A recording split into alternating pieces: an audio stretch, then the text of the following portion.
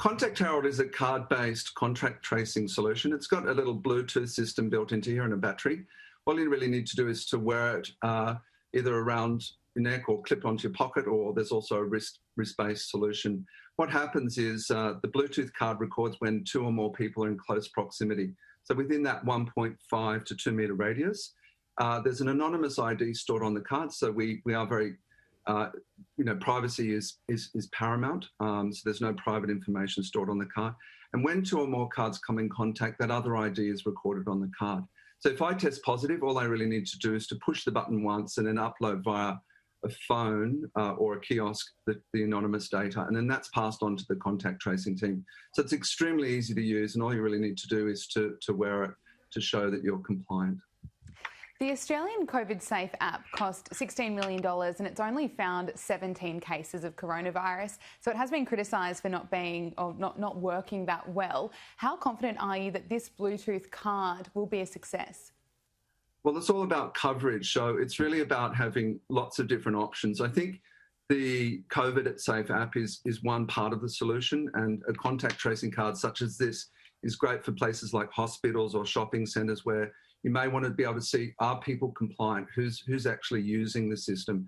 So I don't think the app itself would be useful if there was a large outbreak, but that's in combination with other contact tracing solutions. What has worked well in Australia, particularly in New South Wales, is the QR codes. Yes. Will businesses still need to be using these check-in systems now that this Bluetooth app, or this Bluetooth card rather, is available?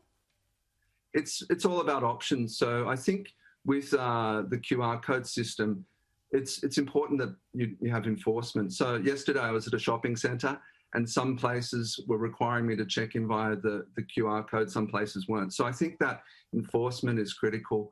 Having a card and just seeing that you're wearing it, or a wristband option, really shows that you're compliant. So it's a very easy way to visually see if someone is compliant. So when you do come to do some contact tracing, the job is a lot easier because we do know that everyone who's using the system is compliant.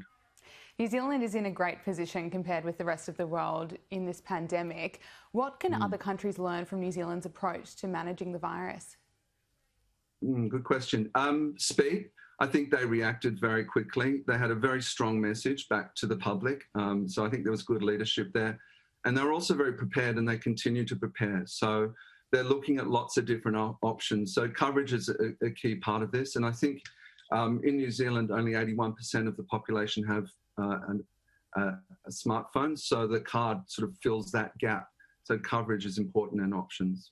I think, critically, trust also was a key part of the New Zealand success, trust. And so you say that it's very easy to implement this Bluetooth card. Do you believe all states and territories here in Australia should be implementing it?